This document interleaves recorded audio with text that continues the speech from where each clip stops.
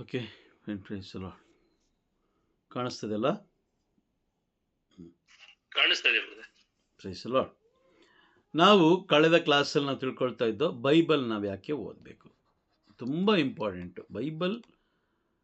Bible ನಾವು ಯಾಕೆ ಓದಬೇಕು ಅನ್ನೋದನ್ನು ಎಷ್ಟು ನಾವು ಧ್ಯಾನಿಸ್ತಾ ಹೋದರೂ ಸಾಕಾಗಲ್ಲ. ಭಾಗ 7 ಭಾಗ 7 ಪ್ರೈಸ್ ದ ಲಾರ್ಡ್. ಬೈಬಲ್ ಯಾಕೆ ಓದಬೇಕು ಅಂತ ಹೇಳಿದ್ರೆ, ಒಂದು ವಾಕ್ಯ ಸ್ಪಷ್ಟವಾಗಿ ಹೇಳುತ್ತೆ. ಯಾವುದು ಜ್ಞಾನೋಕ್ತಿಗಳ ಗ್ರಂಥ 28ನೇ ಅಧ್ಯಾಯ. ಜ್ಞಾನೋಕ್ತಿಗಳ ಗ್ರಂಥ 28ನೇ ಅಧ್ಯಾಯ ವಾಕ್ಯ 9.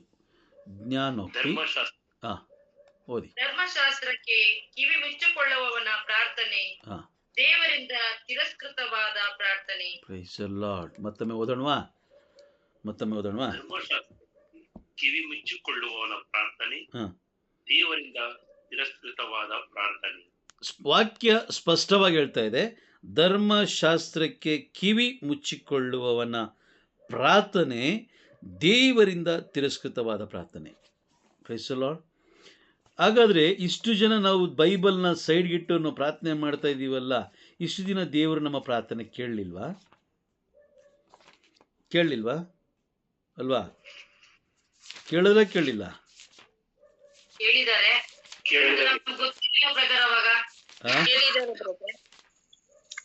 ನಮ್ಗೆ ಸತ್ಯ ಗೊತ್ತಿದ್ದಿಲ್ಲ ಬ್ರದರ್, ಅವಾಗ ಗೊತ್ತಿಲ್ಲದೆ ಮಾಡಿದ್ರೆ ಕೇಳಿರ್ತಾರೆ ಅನ್ಕೊಂಡಿರ್ತೀರ ಅಷ್ಟೇ. Price the lord. ನೋಡಿ, ದೇವರು ಕೇಳಿಲ್ವಾ ಅಂತ ಹೇಳಿದ್ರೆ ಕೇಳಿದ್ದಾರೆ, ಇಲ್ಲ ಅಂತಲ್ಲ. ಆದರೆ ಅವರು ನಮ್ಮ ಪ್ರಾರ್ಥನೆಯನ್ನು ಕೇಳಿದ್ದು ಅವರು ನಮ್ಮ ಮೇಲೆ ಇಟ್ಟಿರುವ ಪ್ರೀತಿಗಾಗಿ. ಅಯ್ಯೋ, ನಮ್ಮ ಮಕ್ಕಳು ಏನಾಗಬಾರ್ದು, ನಮ್ಮ ಮಕ್ಕಳು ನಾಶವಾಗಿ ಹೋಗಬಾರ್ದು, ನಾಶ ಆಗಬಾರ್ದು. ಸತ್ಯವನ್ನು ಅರಿತುಕೊಳ್ಬೇಕು. ಸತ್ಯವನ್ನು ಅರಿತುಕೊಳ್ಬೇಕಾದ್ರೆ ನಾವು ಸತ್ಯವೇದವನ್ನು ನಾವು ಓದಬೇಕಲ್ವಾ? ಸತ್ಯವಾಕ್ಯಗಳಿಂದ ತುಂಬಿದಂತಹ ವೇದ ವಾಕ್ಯಗಳನ್ನು ನಾವು ಓದಬೇಕು. Price the lord. ಸಿರಾಕನ ಗ್ರಂಥ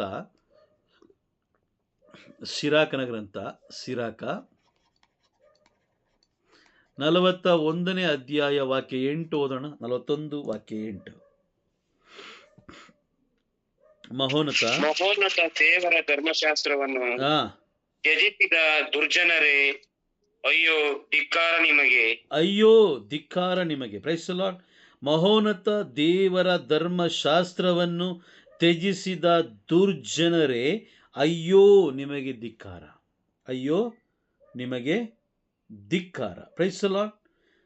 ಇನ್ನೊಂದು ವಾಕ್ಯ ಓದೋಣ. ಪ್ರಕಟಣೆ ಪುಸ್ತಕ 1ನೇ ಅಧ್ಯಾಯ ವಾಕ್ಯ 3. ಪ್ರಕಟಣೆ ಪುಸ್ತಕ 1ನೇ ಅಧ್ಯಾಯ ವಾಕ್ಯ 3.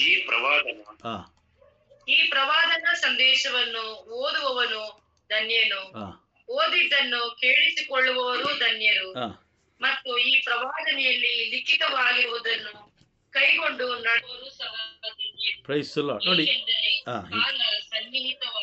ಕಾಲ ಸನ್ನಿಹಿತವಾಯಿತು. Price the lord. ನಿಮಗೆಲ್ಲ ಗೊತ್ತಿದೆ ಅನ್ಕೊಳ್ತೀನಿ, ಬೈಬಲಲ್ಲಿರುವಂಥ ಎಲ್ಲ ಪ್ರವಾದನೆಗಳು ನೆರವೇರ್ತಾ ಇದೆ. ಆಮೇನ್, ಹೌದಾ? ಎಲ್ಲ ಪ್ರವಾದನೆಗಳು ನೆರವೇರ್ತಾ ಇದೆ. ಹೇಗೆ ಅದು ನಮಗೆ ಗೊತ್ತಾಗುತ್ತೆ? ಯಾವ ರೀತಿ ಗೊತ್ತಾಗುತ್ತೆ ಅಂತ ಹೇಳಿದ್ರೆ, ಬೈಬಲಲ್ಲಿ ಬರೆದಿರೋದು ಏನೇನು ಪವಿತ್ರಾತ್ಮರು ಬರೆದಿಟ್ಟಿದ್ದಾರೋ ಅದೆಲ್ಲ ನೆರವೇರುವುದನ್ನು ನಾವು ಕಣ್ಣಾರೆ ಕಾಣ್ತಾ ಇದ್ದೀವಿ. ಏನೇನು ಬರೆದಿಟ್ಟಿದ್ದಾರೋ ಅದೆಲ್ಲ ನೆರವೇರ್ತಾ ಇದೆ ಅಲ್ವಾ? ಕರೆಕ್ಟಾ? ಮುಖ್ಯವಾಗಿ ಜನರು ಮೂರ್ಖರಾಗ್ತಾರೆ ಅನ್ನೋದನ್ನ ಬೈಬಲಲ್ಲಿ ಬರೆದಿಟ್ಟಿದ್ದಾರೆ. ರೋಮನರಿಗೆ ಬರೆದ ಪತ್ರ 1ನೇ ಅಧ್ಯಾಯ ವಾಕ್ಯ 22. ಇವತ್ತು ನೀವು ಸ್ವಲ್ಪ ತಾಳ್ಮೆಯಿಂದ ಕುಳಿತುಕೊಂಡು ನೀವು ಪರೀಕ್ಷೆ ಮಾಡ್ತಾ ನೋಡಿ, ತಾವೇ ಜ್ಞಾನಿಗಳು, ನೀವು ಯಾರನ್ನೇ ಕೇಳಿ ತಾವೇ ಜ್ಞಾನಿಗಳು ಅಂದ್ಕೊಂಡು ಅವರು ಏನಾಗ್ತಾ ಇದ್ದಾರೆ? ನಿಜವಾಗಿಯೂ ಮೂರ್ಖರಾಗ್ತಾ ಇದ್ದಾರೆ. Price the lord. ನಿಜವಾಗ್ಲೂ ಮೂರ್ಖರಾಗ್ತಾ ಇದ್ದಾರೆ. ಏನಂತ ಹೇಳಿದ್ರೆ, ಇಲ್ಲಿ ನೋಡಿ, ಮೂರ್ಖತನಕ್ಕೆ ಇದೊಂದು ಬಲವಾದ ಕಾರಣ ಇದೆ. ಈ 2 ವಾಕ್ಯಗಳನ್ನು ನೀವು ಏನು ಮಾಡ್ತಾ ಹೋಗಿ, ಈ 2 ವಾಕ್ಯಗಳನ್ನು ನೀವು ಒಂದೊಂದೇ ನೀವು ಧ್ಯಾನಿಸ್ತಾ ಹೋದರೆ ಇಲ್ಲೇನಾಯಿತು, ಇಲ್ಲಿ ಮೂರ್ಖರಾದರು ಇವರು. ಯಾಕೆ ಧರ್ಮಶಾಸ್ತ್ರವನ್ನು ದೂರ ಇಟ್ಟ ಕಾರಣ, ತಿರಸ್ಕೃತ, ಮೂರ್ಖರಾದರು. Praise the lord.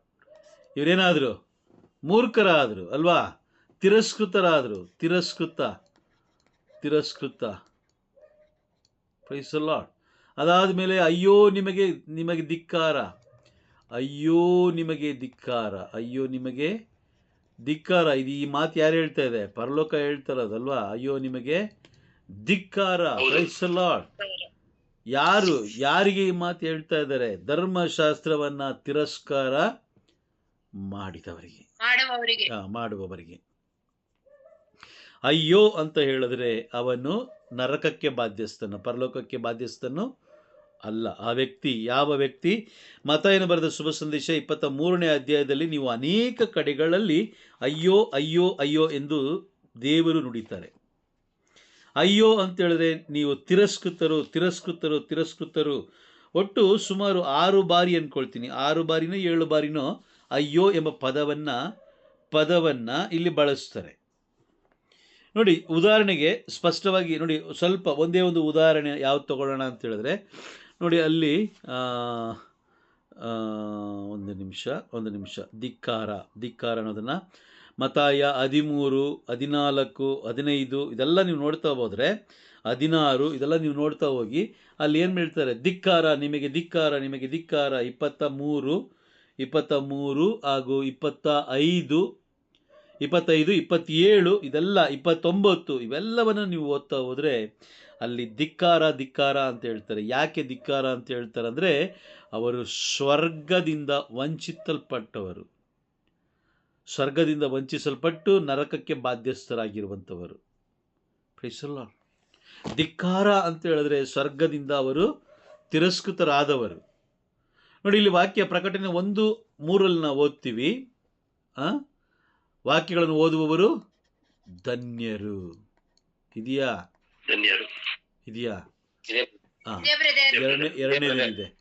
ಎರಡನೇದೇನಿದೆ? ಓದಿದಂತೆ ನಡೆಯುವವರು,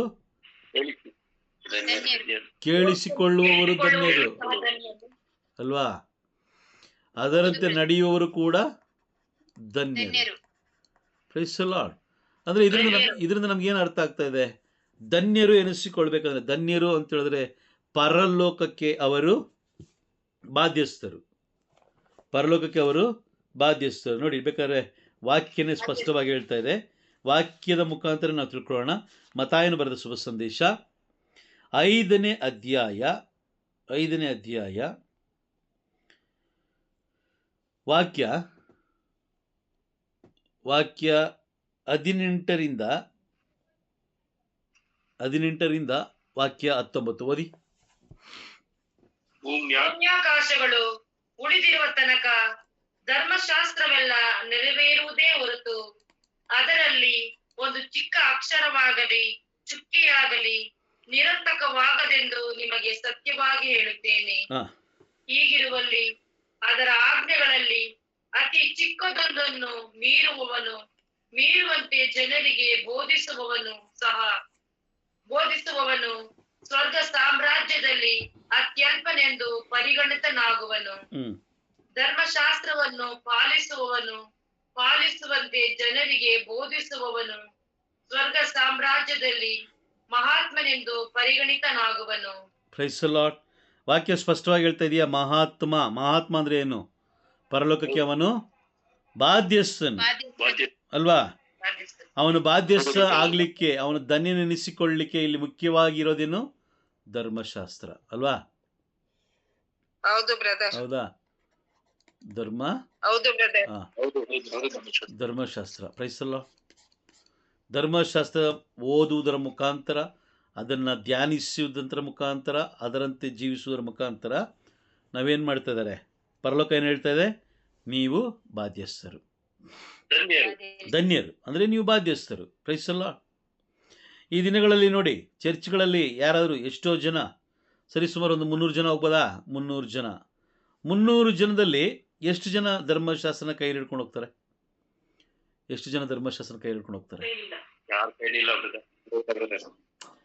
ನೀವು ಕೈಯಲ್ಲಿ ಹಿಡ್ಕೊಂಡಿಲ್ಲ ಅಂತ ಹೇಳಿದಾಗ ಅದು ತಿರಸ್ಕೃತವಾದ ಒಂದು, ಏನು ಹೇಳ್ತಾರೆ ಅದಕ್ಕೆ, ತಿರಸ್ಕೃತವಾದ ಒಂದು ಬಲಿ ಅರ್ಪಣೆ ಅಲ್ವಾ? ತಿರಸ್ಕೃತವಾದ ಒಂದು ಬಲಿ ಪೂಜೆ, ಕರೆಕ್ಟಾ? ಹೌದು ಬ್ರದರ್, ಕರೆಕ್ಟ್. ಧರ್ಮಶಾಸ್ತ್ರ ಇಲ್ಲದೆ ನೀವು ಮಾಡುವಂತಹ ಪ್ರಾರ್ಥನೆನೇ ದೇವರು ರದ್ದು ಮಾಡ್ತಾರೆ, ತಿರಸ್ಕಾರ ಮಾಡ್ತಾರೆ ಅಂದಾಗ ಬಲಿ ಪೂಜೆನ ಒಪ್ಕೊಳ್ತಾರ? ಒಪ್ಕೊಳ್ಳಲ್ಲ. ಹೋಗಿ ಆಯ್ತು, ಬೈಬಲ್ ತಗೊಂಡೋಗಿಲ್ಲ, ಅಲ್ಲಿ ಬೈಬಲ್ ಓದೋದನ್ನಾದ್ರೂ ಕೇಳಿಸ್ಕೊಳ್ತಾರ? ಇಲ್ಲ. ಹಾಗಾದ್ರೆ ಪ್ರಕಟಣೆ ಪುಸ್ತಕ 1ನೇ ಅಧ್ಯಾಯ 3ನೇ ವಾಕ್ಯಗಳನ್ನು ಓದುವವರು ಧನ್ಯರು, ಕೇಳಿಸಿಕೊಳ್ಳುವವರು ಧನ್ಯರು, ಅದರಂತೆ ಜೀವಿಸುವವರು ಧನ್ಯರು. ಇವರು ಬೈಬಲ್ನ ಕೈಯಲ್ಲಿ ಹಿಡ್ಕೊಂಡು ಚರ್ಚ್ ಒಳಗಡೆ ಪ್ರವೇಶ ಮಾಡಲ್ಲ. ದೇವ್ರು ಏನು ಮಾತಾಡ್ತಾರೆ ಇವತ್ತಂತ ಕೇಳಿಸ್ಕೊಳ್ಳೋಣ ಎಂಬ ಅರಿವು ಅವ್ರಿಗಿಲ್ಲ. ಅಲ್ಲಿ ಹೋದ ಮೇಲೆ ಅಟ್ಲೀಸ್ಟ್ ಅವ್ರು 1ನೇ ವಚನ, 2ನೇ ವಚನ, 3ನೇ ಅಂದರೆ ವಾಚನದ ಶುಭ ಸಂದೇಶ ಓದ್ತಾ ಇದ್ದಾರೆ ಅಂತ ಹೇಳಿದ್ರು, ಅದನ್ನು ಕೇಳಿಸ್ಕೊಳ್ಳೋಕ್ಕೆ ಅವ್ರ ಕೈಲಿ ಆಗ್ತಾ ಇಲ್ಲ. ಅದಾದ ಮೇಲೆ ಸರಿ ಆಯಿತು, ಕೇಳಿಸ್ಕೊಂಡ್ರು ಅಂತ ತಿಳ್ಕೊಳ್ಳೋಣ, ಅವರು ಹೊರಗಡೆ ಬಂದು ಅದೇ ರೀತಿ ಜೀವಿಸಲಿಕ್ಕೆ ಅವ್ರ ಕೈಯಲ್ಲಿ ಆಗ್ತಾ ಇಲ್ಲ. ಹೀಗಿರಬೇಕಾದ್ರೆ ಪ್ರವಾದನೆ ನೆರವೇರ್ತಾ ಇದೆಯಾ? ಇಲ್ಲ. ಏನ ಪ್ರವಾದನೆ? ಏನ ಪ್ರವಾದನೆ? ಆ ಪ್ರವಾದನೆ ಏನು? ಏನೊಂದು ಪ್ರವಾದನೆ ಇರ್ಬೇಕಲ್ಲ, ದೇವ್ರು ಹೇಳಿರ್ಬೇಕಲ್ವಾ? ವಿಶ್ವಾಸ ಭ್ರಷ್ಟರಾಗ್ತಾರೆ ಬ್ರದರ್. ವಿಶ್ವಾಸ ಭ್ರಷ್ಟರಾಗ್ತಾರೆ. Price the lord.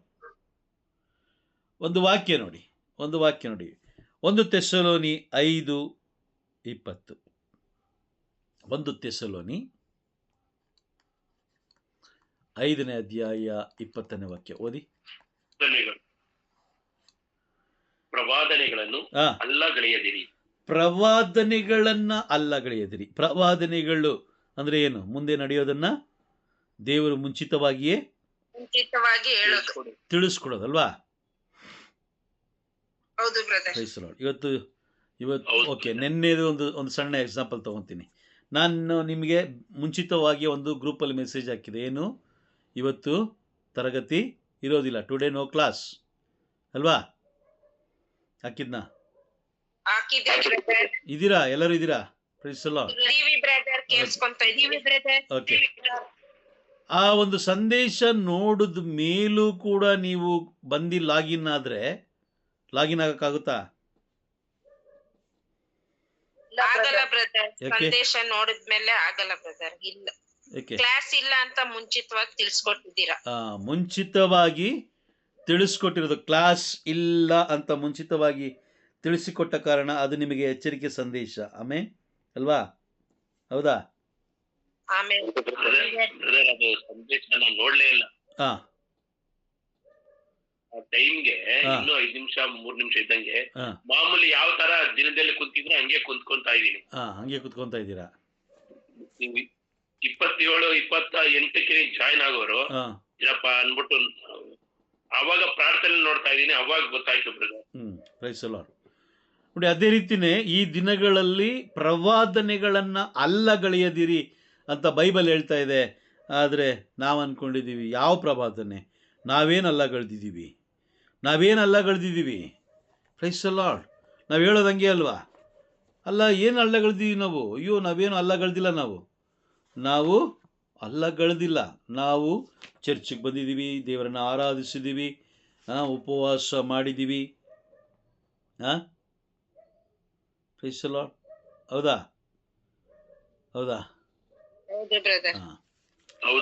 ಎಲ್ಲ ನಾವೇ ಹೇಳ್ತೀವಿ, ಇಲ್ಲ ನಾನು ಏನು ಮಾಡಿಲ್ಲ, ನಾವೇನು ಮಾಡಿಲ್ಲ. ಮೊದಲನೇದಾಗಿ ನಿಜವಾದ ಏಕದೇವರನ್ನ ನೀನು ಆರಾಧಿಸು ಎಂಬ ಆ ವಾಕ್ಯವನ್ನೇ ನಾವೇನು ಮಾಡ್ತೀವಿ? ತಿರಸ್ಕಾರ ಮಾಡ್ತೀವಿ, ಮೀರಿ ನಡೀತಾ ಇದ್ದೀವಿ. ಇವತ್ತಿನವರೆಗೂ ನಮ್ಮ ಪಿತೃಗಳಿಂದ ಹಿಡಿದು ನಾವೆಲ್ಲರೂ ಏನು ಮಾಡ್ತಾ ಇದ್ದೀವಿ? ದೇವರ ಮಾತನ್ನು ನಾವು ಮೀರ್ತಾ ಇದ್ದೀವಿ. Praise the lord. ದೇವರ ಸಂದೇಶ ಅಂದರೆ ಧರ್ಮಶಾಸ್ತ್ರ ಧರ್ಮಶಾಸ್ತ್ರಕ್ಕೆ ಕಿವಿ ಮುಚ್ಚಿಕೊಳ್ಳುವವನ ಪ್ರಾರ್ಥನೆ ತಿರಸ್ಕೃತವಾದ ಪ್ರಾರ್ಥನೆ. ಇದೆಯಾ ನೋಡಿ, ಇದೆಯಾ? ಇದೆ ಬ್ರದರ್. ತಿರಸ್ಕೃತವಾದ ಪ್ರಾರ್ಥನೆ. ಹಾಗಾದ್ರೆ ಬೈಬಲ್ ಸುಳ್ಳು ಹೇಳುತ್ತಾ? ಇಲ್ಲ. ಇವತ್ತಿನವರೆಗೂ ನಮ್ಮ ಕುಟುಂಬದಲ್ಲಿ ನಡೆಯಬಾರದೇ ಇರುವ ಎಲ್ಲ ವಿಷಯಗಳು ನಡೀತಾ ಇದೆ ಅಂತ ಹೇಳಿದ್ರೆ ಎಲ್ಲೋ ಒಂದು ಕಡೆ ನಾವು ಧರ್ಮಶಾಸ್ತ್ರವನ್ನ ತಿರಸ್ಕಾರ ಮಾಡ್ತಾ ಇದ್ದೀವಿ. ಎಲ್ಲೋ ಒಂದು ಕಡೆ ಧರ್ಮಶಾಸ್ತ್ರವನ್ನ ತಿರಸ್ಕಾರ ಮಾಡ್ತಾ ಇದ್ದೀವಿ. ಬೈಬಲ್ ಹೇಳುತ್ತೆ, ದೇವರು ಯೆಹೋವನಾದ ನಾನು ಆರೋಗ್ಯದಾಯಕ ನಾನೇ ನಿಮಗೆ. ನೀವು ನನ್ನ ಜೊತೆಯಲ್ಲಿದ್ದರೆ ನೀವು ನನ್ನೊಂದಿಗಿದ್ರೆ ನನ್ನ ಆಜ್ಞೆಗಳನ್ನು ಅನುಸರಿಸಿ ನಡೆದರೆ ನಿಮಗೆ ರೋಗ ಬರೋದಿಲ್ಲ. ಇಲ್ಲಿ ರೋಗ ಬರಲಿಕ್ಕೆ ಎರಡು ಕಾರಣ ಇದೆ. ಒಂದು, ನಾವು ಮಾಡಿದ ಪಾಪಗಳು. ಎರಡನೇದು, ದೇವರು ನಮ್ಮ ವಿಶ್ವಾಸವನ್ನ ಪರೀಕ್ಷಿಸುವಂಥದ್ದು. ರೋಗ ಬಂದಿದೆ ನಮಗೆ ಅಂತ ಹೇಳಿದ್ರೆ ಮೊದಲನೇದಾಗಿ ನಾವು ಪಾಪ ಅಂದ್ರೆ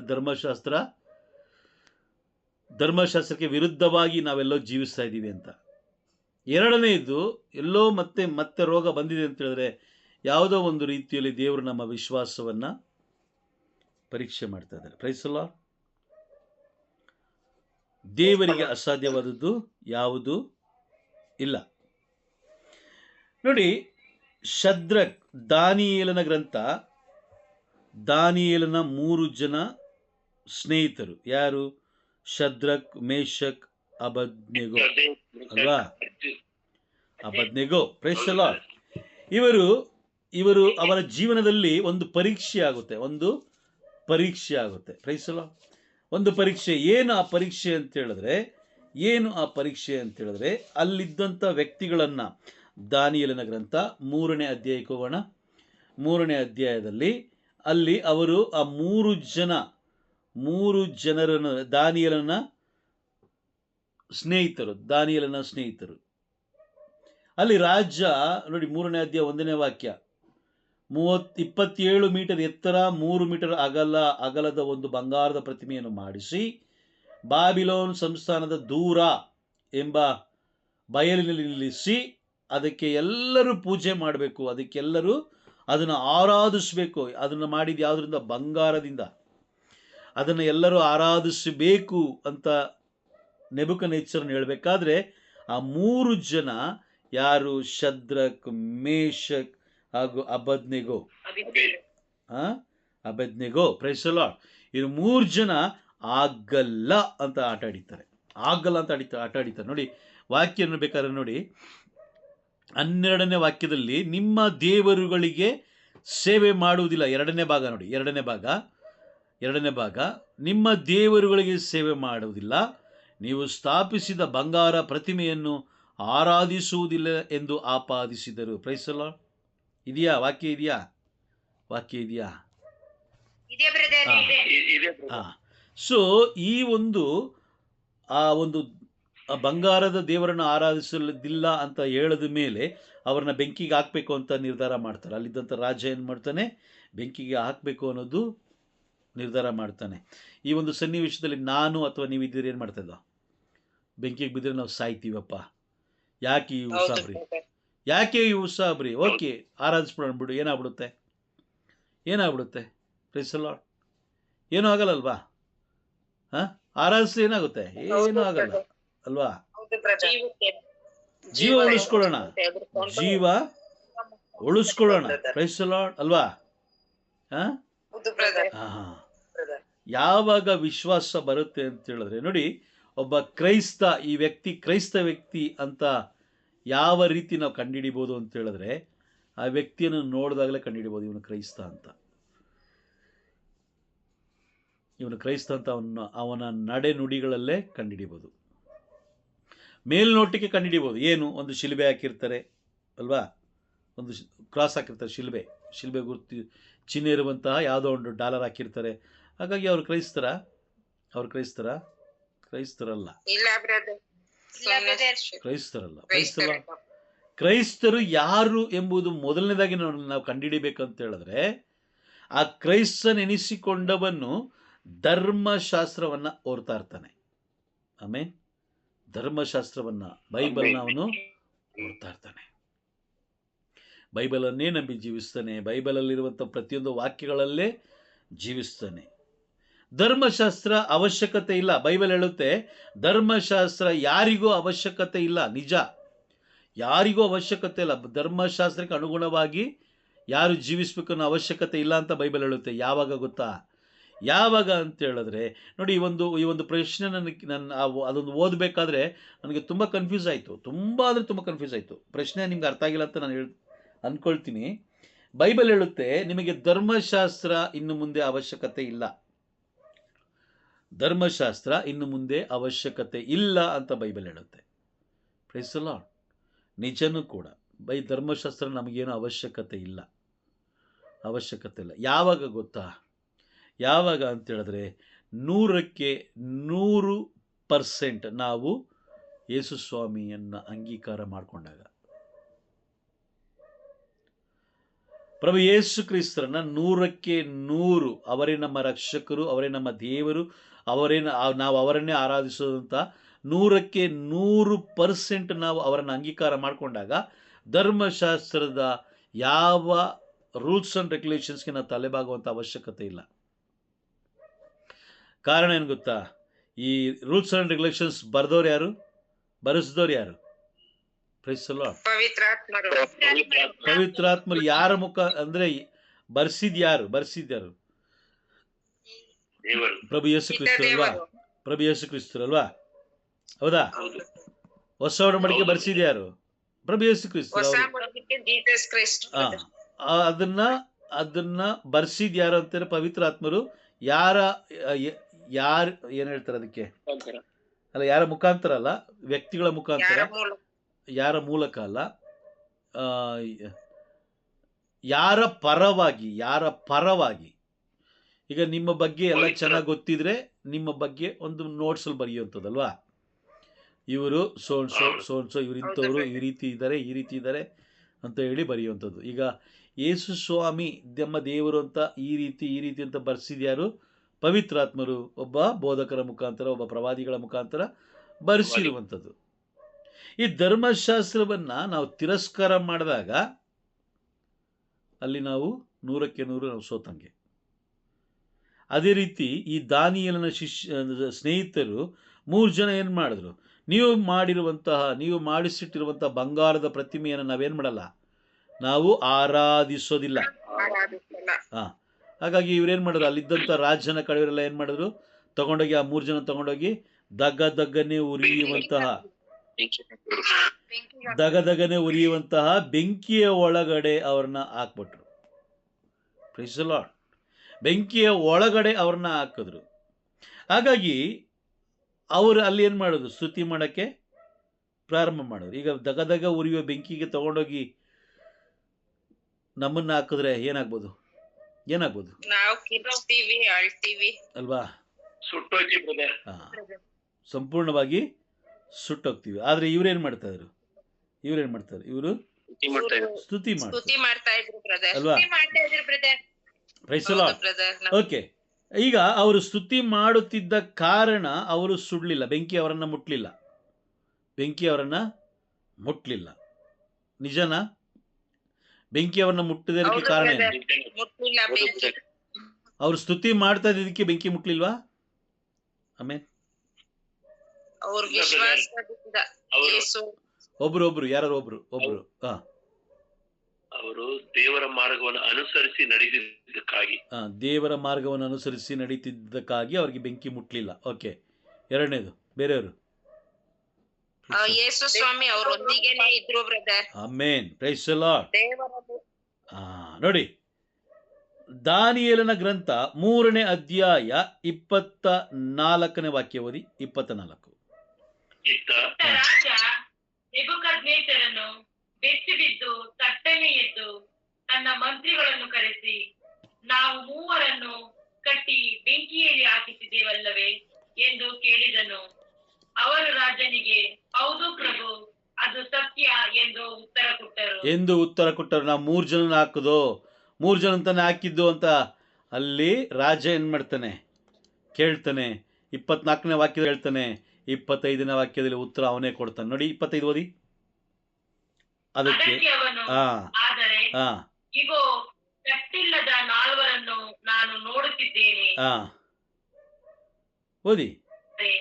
ಅವರಿಗೆ ಯಾವ ಹಾನಿಯೂ ಆಗುತ್ತಿಲ್ಲ. ಅದಕ್ಕೆ ಅವನು, ಆದರೆ ಇಗೋ ಕಟ್ಟಿಲ್ಲದ ನಾಲ್ವರನ್ನ ನಾನು ನೋಡುತ್ತಿದ್ದೇನೆ, ಬೆಂಕಿಯಲ್ಲಿ ಅವರು ತಿರುಗಾಡುತ್ತಿದ್ದಾರೆ, ಅವರಿಗೆ ಯಾವ ಹಾನಿಯೂ ಆಗುತ್ತಿಲ್ಲ. Praise the lord. ಇಲ್ಲಿ 3 ಜನರು ಪ್ರಭುವನ್ನು ಸ್ತುತಿ ಮಾಡುತ್ತಿರುವ ಕಾರಣ ಅವ್ರು ಏನು ಹೇಳಿದ್ರು? ಪ್ರವಾದನೆ ಏನು ಹೇಳಿದ್ರು? Price the lord. ವಿಮೋಚನ ಕಾಂಡ ಇದು ಪ್ರವಾದನೆ, ಇದು ಪ್ರವಾದನೆ. ವಿಮೋಚನ ಕಾಂಡ 20ನೇ ಅಧ್ಯಾಯ ವಾಕ್ಯ 25 ಓದಿ. 20-25 ಬೇಗ. ನನ್ನ ಹೆಸರನ್ನು ನಿಮ್ಮ ನೆನಪಿಗೆ ಬರಮಾಡುವ ಎಲ್ಲಾ ಸ್ಥಳಗಳಲ್ಲಿಯೂ ನಾನು ನಿಮ್ಮ ಬಳಿಗೆ ಬಂದು ನಿಮ್ಮನ್ನು ಆಶೀರ್ವದಿಸುವೆನು. Price the lord. ನೋಡಿ, ಈ ವಾಗ್ದಾನ ನೆರವೇರ್ತಾ ಇದೆಯಾ? ಅಲ್ವಾ? ಈ ಪ್ರವಾದನೆ ಇಲ್ಲಿ ಏನಾಗ್ತಾ ಇದೆ? ನೆರವೇರಿದೆ. Praise the Lord. ಈ ಪ್ರವಾದನೆ ನೆರವೇರಿದೆ. ಏನಂತ ಹೇಳಿದ್ರು? ನನ್ನ ಹೆಸರನ್ನು ಕೂಗಿ ಕರೆಯುವ ಎಲ್ಲಾ ಕಡೆಗಳ ನಾನು ಬಂದು ನಿಮ್ಮನ್ನ ಆಶೀರ್ವದಿಸ್ತೇನೆ ಅಂತ ಹೇಳಿದ್ರು. ಇಲ್ಲಿ ದಾನಿಯೇಲನ 3 ಜನ ಸ್ನೇಹಿತರು, ಶದ್ರಕ್, ಮೇಷಕ್, ಅಬೇದ್ನೆಗೋ, ಈ 3 ಜನರು ದೇವರನ್ನ, ಪ್ರಭು ಯೇಸು ಕ್ರಿಸ್ತರನ್ನ ಆರಾಧಿಸುತ್ತಿರುವಾಗ 4ನೆಯ ವ್ಯಕ್ತಿಯಾಗಿ ಅಲ್ಲಿ ಅವರ ಮಧ್ಯದಲ್ಲಿ ಬಂದು ನಿಂತ್ಕೊಂಡ್ರು. ಆಮೇನ್. Praise the lord. ಅರ್ಥ ಆಗ್ತಾ ಇದೆಯಾ? ಈಗ ಧರ್ಮಶಾಸ್ತ್ರ ಇಲ್ಲದೆ ಹೋಗಿದ್ದಿದ್ರೆ ಆ ಪ್ರವಾದನೆ ಎಲ್ಲಿದೆ ಅಂತ ನಮ್ಗೆ ಗೊತ್ತಾಗ್ತಾ ಇತ್ತಾ? ಗೊತ್ತಾಗ್ತಿಲ್ಲ. ಏನಕ್ಕೆ ಬೈಬಲ್ ದೇವ್ರು ನಮಗೆ ಕೊಟ್ಟಿದ್ದಾರೆ ಅಂತ ಹೇಳಿದ್ರೆ, ವಿಶ್ವಾಸವನ್ನ ಹೆಚ್ಚಿಸಿಕೊಂಡು ಕ್ರೈಸ್ತ ಮಗನಾಗಿ ಜೀವಿಸಿ, ಅಂದ್ರೆ ಕ್ರೈಸ್ತ ಅಂತ ಹೇಳಿದ್ರೆ ದೇವರ ಪ್ರೀತಿಯ ಮಗನಾಗಿ ಜೀವಿಸಿ ಪರಲೋಕ ಪ್ರವೇಶ ಮಾಡಬೇಕು ಅನ್ನೋದು ದೇವರ ಯೋಚನೆ. ಈಗ ನಾವು ಧರ್ಮಶಾಸ್ತ್ರವನ್ನೇ ತಿರಸ್ಕಾರ ಮಾಡಿ ನಮಗೆ ಇಷ್ಟವಾದ ದೇವರುಗಳನ್ನು ನಾವೇ ಸಿದ್ಧತೆ ಮಾಡಿಕೊಂಡ್ರೆ ನಮ್ಮ ಪ್ರಾರ್ಥನೆ ಎಂದಿಗೂ ದೇವರು ಕೇಳೋದಿಲ್ಲ. ಓಕೆ, ನಮ್ಮ ಪ್ರಾರ್ಥನೆ ಕೇಳ್ತಾ ಇದ್ದಾರೆ ಅಂತ ತಿಳ್ಕೊಳ್ಳೋಣ. ನಮ್ಮ ಪ್ರಾರ್ಥನೆ ಕೇಳ್ತಾ ಇದ್ದಾರೆ ಕಾರಣ ಎಲ್ಲೋ ನಮ್ಮ ತಂದೆ ತಾಯಿಗಳು ಎಲ್ಲೋ ಸ್ವಲ್ಪ ಒಳ್ಳೆಯ ಕೆಲಸ ಮಾಡಿದ ಕಾರಣ. ಈಗ ನಾವು ಮಾಡ್ತಾ ಇರುವ ಪಾಪಗಳಿಗೆ ನಮ್ಮ ಮಕ್ಕಳಿಗೆ ಅಲ್ವಾ, ಅದು ಯೋಚನೆ ಮಾಡಬೇಕು. ಸುಮ್ಮನೆ ತಮಾಷೆ ಅಲ್ಲ. ಕ್ರೈಸ್ತ ಜೀವನ ಅಂದರೆ ತಮಾಷೆ ಅಲ್ಲ. Praise the lord. ಈಗ ಕ್ರಿಕೆಟ್ ಟೀಮಿಗೆ ನಿಮ್ಮನ್ನು ಬ್ಯಾಟ್ಸ್ಮನ್ ಆಗಿ ಆರಿಸ್ಕೊಂಡ ಮೇಲೆ ನೀವು ಫೀಲ್ಡಲ್ಲಿ ಹೋಗಿ ನಿಂತ್ಕೊಂಡು ಬೌಲಿಂಗ್ ಮಾಡಬೇಕಾದ್ರೆ ಸುಮ್ಮನೆ ಟಚ್ ಮಾಡ್ಕೊಂಡು ಇವಾಗ ಒಂದು 50 ಓವರ್ ಅಂತ ತಿಳ್ಕೊಳ್ಳೋಣ. 50 ಓವರ್ ಇಂಟು 6 300 ಬಾಲನ್ನು ಕೂಡ ನೀವು ರನ್ ನೋಡಿದೆ. ಹಾಗೆ ಟಚ್ ಮಾಡ್ಕೊಂಡೇ ಇದ್ರೆ ಅದು ಅವ್ರು ಆರಿಸ್ಕೊಂಡಿದ್ದು ಸರಿನಾ ತಪ್ಪಾ? ತಪ್ಪು. Praise the lord. ಅವ್ರನ್ನ ಆರಿಸ್ಕೊಂಡಿದ್ದು ಒಳ್ಳೆಯ ಆಟ ಆಡಿ ದೇಶವನ್ನ ರಕ್ಷಿಸಬೇಕು, ಅಂದ್ರೆ ದೇಶಕ್ಕೆ ಒಂದು ಮಾದರಿಯಾಗಿ ಒಂದು ಘನತೆ ಹೆಚ್ಚಿಸ್ಬೇಕು ಅಂತ.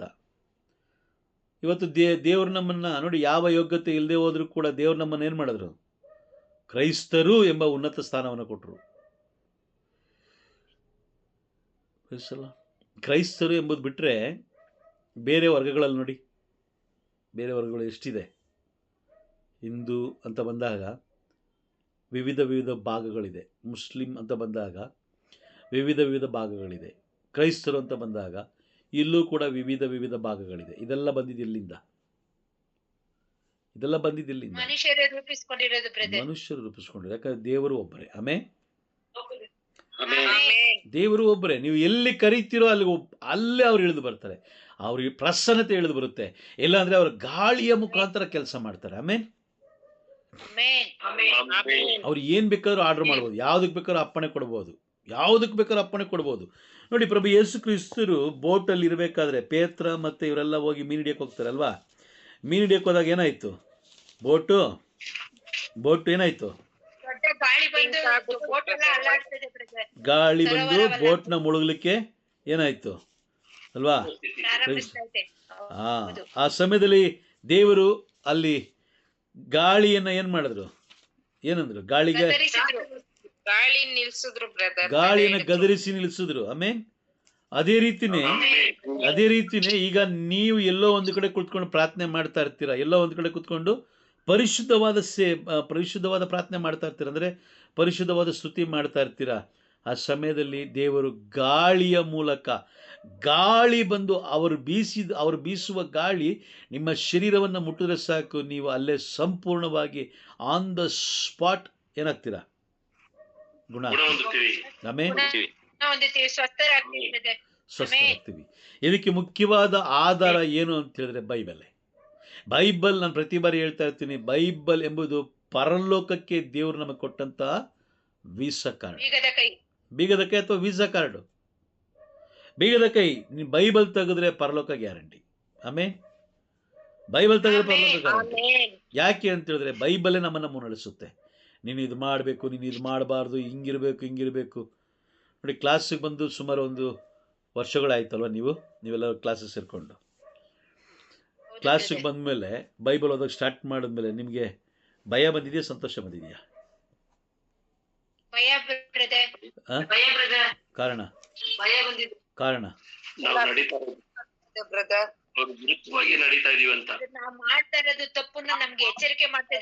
ಎಚ್ಚರಿಕೆ ಮಾಡ್ತಾ ಅಲ್ವಾ? ಹೌದು. ನಾವು ಏನ್ ಮಾಡಬೇಕು, ಏನ್ ಮಾಡಬಾರ್ದು ಎಲ್ಲವನ್ನ ತಿಳಿಸ್ಕೊಡ್ತಾರದು ಯಾವುದು? ಬೈಬಲ್. ಅಲ್ಲ, ಪವಿತ್ರಾತ್ಮದಿಂದ ಬರೆಯಲ್ಪಟ್ಟಂತ ಬೈಬಲ್ ಎಂಬುದು ಒಂದು ಇಲ್ಲದೆ ಹೋಗಿದ್ದಿದ್ರೆ ಇವತ್ತಿಗೆ ನಾವು ಯಾವುದು ಒಳ್ಳೇದು, ಯಾವ್ದು ಕೆಟ್ಟದು, ನಮ್ಗೆ ಯಾವುದು ಗೊತ್ತಾಗ್ತಾ ಇರಲಿಲ್ಲ. ನಾವು ಮಾಡ್ತಿರೋದೆಲ್ಲ ಸರಿನೇ ಅಂತ ಇದ್ದೆ ನಾವು ಅಲ್ವಾ? ನಾವು ಮಾಡ್ತಿರೋದೆಲ್ಲ ಕರೆಕ್ಟೇ. ನಾವು ಏನ್ ಮಾಡ್ತಾ ಇದ್ದೀವೋ ಅದು ಏನಾಗಿದೆ? ಸರಿ ಇದೆ ಅಲ್ವಾ? ನಾನು ಮಾಡ್ತಾ ಇರೋದು ಕರೆಕ್ಟ್ ಆಗಿದೆ. ಯಾರು ಏನಾದ್ರು ಅನ್ಕೊಳ್ಳಿ,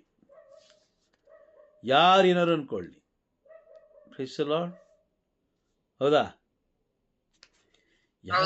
ಯಾರು ಏನಾದ್ರು ಅನ್ಕೊಳ್ಳಿ, ನಾನು ಮಾಡ್ತಾ ಇರೋದು ಕರೆಕ್ಟ್ ಆಗಿದೆ. ಆದ್ರೆ ಬೈಬಲ್ ಏನ್ ಹೇಳ್ತಾ ಇದೆ? ನೀನ್ ಮಾಡ್ತಾ ಇರೋದು ತಪ್ಪು ಸರಿ ಎಲ್ಲ ತಿಳ್ಕೊಡುತ್ತೆ ಬ್ರದರ್. ತಪ್ಪು ಅಲ್ವಾ? ನೋಡಿ, ಒಂದು ವಾಕ್ಯ ಓದೋಣ. ಜ್ಞಾನೋಕ್ತಿ 14ನೇ ಅಧ್ಯಾಯ ವಾಕ್ಯ 12 ಓದೋಣ. 14:12. ಒಂದು ಮಾರ್ಗ ಒಬ್ಬನಿಗೆ ನೇರವೆಂದು ತೋರಬಹುದು, ಕೊನೆಗೆ ಅದು ಮರಣಕ್ಕೊಯ್ಯುವ ಆದಿಯಾಗಬಹುದು. ಒಂದು ಮಾರ್ಗ ಒಬ್ಬನಿಗೆ ನೇರವೆಂದು ತೋರಬಹುದು, ಕೊನೆಗೆ ಅದು ಮರಣ ಕೊಯ್ಯುವ ಆದಿಯಾಗಬಹುದು. ನಾನು ಮಾಡ್ತಿರೋದು ಕರೆಕ್ಟ್ ಇದೆ. ದೇವರು ಹೇಳಿದ್ದು ನೀನು ಆರಾಧಿಸಬೇಕಾಗಿರೋದು ಒಬ್ಬರೇ ದೇವರನ್ನ. ಇವತ್ತು ನಾವು ಎಷ್ಟು ಜನ ದೇವರುಗಳನ್ನು ಇಟ್ಕೊಂಡಿದ್ದೀವಿ ಹೇಳಿ ನೋಡೋಣ. ಎಲ್ಲ ಸಂತರುಗಳು ದೇವರಾಗೋದ್ರು ಅಲ್ವಾ? ಹೌದಾ? ಎಲ್ಲ ಸಂತರುಗಳು ದೇವರಾಗಿ ಮಾಡ್ಬಿಟ್ಟ. ಎಲ್ಲರನ್ನು ನಾವು ದೇವರಾಗಿ ಮಾಡ್ಬಿಟ್ಟ. ಇವ್ರಿಗೂ ಧೂಪ ಹಾಕ್ತೀವಿ, ಅವ್ರಿಗೂ ಧೂಪ ಹಾಕ್ತೀವಿ, ಇವ್ರಿಗೂ ಹೂಮಾಲೆ ಹಾಕ್ತೀವಿ, ಅವ್ರಿಗೂ ಹೂಮಾಲೆ ಹಾಕ್ತೀವಿ, ಇವ್ರಿಗೂ ಕ್ಯಾಂಡಲ್ ಹಚ್ತೀವಿ, ಅವ್ರಿಗೂ ಕ್ಯಾಂಡಲ್ ಹಚ್ತೀವಿ. ದಾನಿಯೇಲನ ಸ್ನೇಹಿತರು ಆ ರೀತಿ ಮಾಡಲಿಲ್ಲ. ಅದಕ್ಕೋಸ್ಕರನೇ ಅವ್ರು ಗೆದ್ರು. ಅವರು ಏನು ಮಾಡಿದ್ರು? ಅವರು ಪರೀಕ್ಷೆಯಲ್ಲಿ ಗೆದ್ರು. ಬೆಂಕಿ ಅವರನ್ನು ಮುಟ್ಲಿಲ್ಲ. ಆದರೆ ಒಂದು ವಿಷಯ ಏನು ಗೊತ್ತಾ? ಬೆಂಕಿ ಅವರನ್ನು ಮುಟ್ಲಿಲ್ಲ. ಬೆಂಕಿ ಒಳಗಡೆ ಹಾಕಿದವರು ಸುಟ್ಟೋದ್ರು.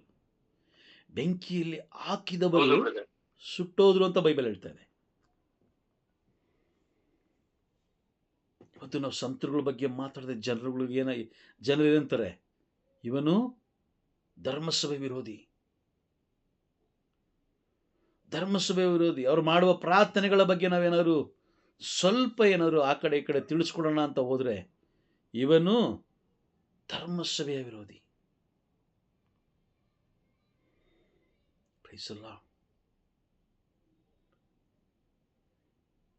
ನಾನು ಮಾಡ್ತಿರೋದು ಇವಾಗ ಕರೆಕ್ಟ್ ಇರ್ಬೋದು, ಒಂದು ಮಾರ್ಗ ನನಗೆ ನೇರವೆಂದು ತೋರಬಹುದು, ಕೊನೆಗೆ ಅದು ಮರಣಕ್ಕೆ ಒಯ್ಯುವ ಹಾದಿಯಾಗಬಹುದು. ನನ್ನನ್ನು ನಾನೇ ಹೋಲಿಸ್ಕೊಂಡು ಹೇಳ್ತಾ ಇದ್ದೀನಿ. ನಾನು ಮಾಡ್ತಾರೋ ಸರಿ ಇದೆ ಅಂತ ಹೇಳಿ ನಾವು ಧರ್ಮಶಾಸ್ತ್ರಕ್ಕೆ ವಿರುದ್ಧವಾಗಿ ನಾವೇನಾದ್ರು ಜೀವಿಸಿದ್ದೆ ಆದರೆ ದೇವರು ಏನು ಮಾಡ್ತಾರೆ? ಕೈ ಬಿಟ್ಬಿಡ್ತಾರೆ. ದೇವರು ಕೈ ಬಿಟ್ಬಿಡ್ತಾರೆ. ಶದ್ರಕ್, ಮೇಷಕ್, ಅಬದ್ನೆಗೋ ಈ 3 ಜನರನ್ನ ಸುಡುತ್ತಿದ್ದ ಬೆಂಕಿ ಇವತ್ತು ನಮ್ಮನ್ನು, ನಮ್ಮ ಕುಟುಂಬವನ್ನು ಪ್ರತಿದಿನ ಆವರಿಸ್ಕೊಳ್ತಾ ಇದೆ. ಆಮೇನ್. ಪ್ರತಿದಿನ ಆವರಿಸ್ಕೊಳ್ತಾ ಇದೆ. ನೋಡಿ, ಪ್ರತಿಯೊಂದು ಕುಟುಂಬದಲ್ಲೂ ಏನಾಗಿದೆ? ಕೋಪ, ವೈಮನಸ್ಯ, ಜಗಳ, ಆವೇಶ, ಅಲ್ಲೋಲ ಕಲ್ಲೋಲ. ಹೌದಾ? ಯಾರ ಕುಟುಂಬದಲ್ಲೂ ಸಮಾಧಾನ ಇಲ್ಲ. ಎಲ್ಲರೂ ಉರಿದು ಬೀಳ್ತಾ ಇದ್ದಾರೆ. ಕೆಲಸ ಮಾಡುವ ಜಾಗದಲ್ಲಿ ಬೇಡ, ದೇವಾಲಯದಲ್ಲಿ ಉರಿದು ಬೀಳ್ತಾರೆ. ಧ್ಯಾನ ಕೂಟಗಳಲ್ಲಿ ಉರಿದು ಬೀಳ್ತಾರೆ. ಏನಾದ್ರು ಪರ್ಚೇಸ್ ಮಾಡಬೇಕಾದ್ರೆ ಉರಿದು ಬೀಳ್ತಾರೆ. ನಾವು ಮಾಡ್ತಿರೋದು ಕರೆಕ್ಟ್ ಇದೆ. ಹಬ್ಬ ಹರಿದಿನಗಳು ಬಂದಾಗ ಸಂತರುಗಳನ್ನೇ ದೇವರನ್ನಾಗಿ ಇವರು ಮಾರ್ಪಡಿಸ್ಬಿಡ್ತಾರೆ. ನಾವು ಮಾಡ್ತಿರೋದು ಕರೆಕ್ಟ್ ಇದೆ. ಯಾಕೆ ಸಂತರನ್ನ ಯಾಕೆ ಮಾಡಬಾರ್ದು? ಅದಕ್ಕೆ ಒಬ್ಬ ವ್ಯಕ್ತಿ ಪ್ರಶ್ನೆ ಕೊಡಲಿಕ್ಕೆ, ಅದಕ್ಕೆ ಅಂತ ಒಬ್ಬ ವ್ಯಕ್ತಿ, ಗಣ್ಯ ವ್ಯಕ್ತಿನೇ ಇರ್ತಾನೆ ಆತ. ಆ ವ್ಯಕ್ತಿ ಒಂದು ಪ್ರಶ್ನೆ ಕೇಳೋಕ್ಕೆ ಸ್ಟಾರ್ಟ್ ಮಾಡ್ತಾನೆ. ಇಲ್ಲಿಂದ ಉತ್ತರ ಕೊಡಬೇಕಲ್ಲ. ಯಾಕೆ ಅವ್ರು ಆ ಥರ ಮಾಡ್ತಾರೆ? ಇವರು ಧರ್ಮಸಭೆಯ ವಿರೋಧಿಗಳು. ಇವರ ಬಗ್ಗೆ ನೀವು ತಲೆ ಕೆಡಿಸ್ಕೊಳ್ಬೇಡಿ, ಇವ್ರ ಬಗ್ಗೆ ನೀವು ಚಿಂತೆ ಮಾಡಬೇಡಿ. ಸೈತಾನ ಆ ವ್ಯಕ್ತಿಗಳ ಮುಖಾಂತರ ನಮ್ಮ ನಾಶವನ್ನು ಮಾಡ್ತಾ ಇರ್ತಾನೆ. ಸ್ವಲ್ಪ ಮಾಡ್ತಾ ಇರ್ತಾನೆ. ಯೇಸು ಸ್ವಾಮಿ ಜೊತೆಯಲ್ಲಿದ್ದಂತಹ 12 ಜನ ಶಿಷ್ಯರು, ಅದರಲ್ಲಿ ಒಬ್ಬ ಇಸ್ಕರಿಯೋತ ಯೋಧ. ಯೇಸು ಸ್ವಾಮಿನ ಶಿಲ್ಬೆ ಮೇಲೆ ಜಡಿಬೇಕಾದ್ರೆ ಎಷ್ಟು ಜನ ಇದ್ರು?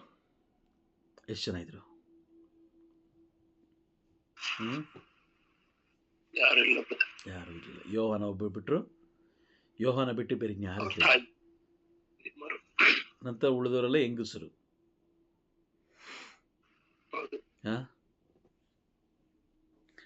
ಇವತ್ತು ನಮಗೂ ಅಷ್ಟೇ, ಯಾರ್ಯಾರು ಹೇಳ್ತಾರೋ, ಯಾರ್ಯಾರು ಇದು ಮಾಡ್ತಾರೋ ಅವ್ರು ಯಾರೂ ಇರೋದಿಲ್ಲ ನಮ್ಮ ಜೊತೆಯಲ್ಲಿ. ನೀನು ಇದು ಮಾಡು, ನೀನು ಅದು ಮಾಡು, ಅದು ತುಂಬ ಗ್ರ್ಯಾಂಡಾಗಿದೆ, ಇದು ತುಂಬ ಗ್ರ್ಯಾಂಡಾಗಿದೆ ಅಂತೇಳಿ ಯಾರ್ಯಾರು ಸಂತರುಗಳನ್ನು ದೇವರನ್ನಾಗಿ ಮೆರೆಸ್ತಾರೋ ಅವ್ರು ಯಾರು ಇರೋದಿಲ್ಲ. ಯಾವಾಗ? ನ್ಯಾಯ ತೀರ್ಪಿನ ದಿನ ಯಾರೂ ಇರೋದಿಲ್ಲ.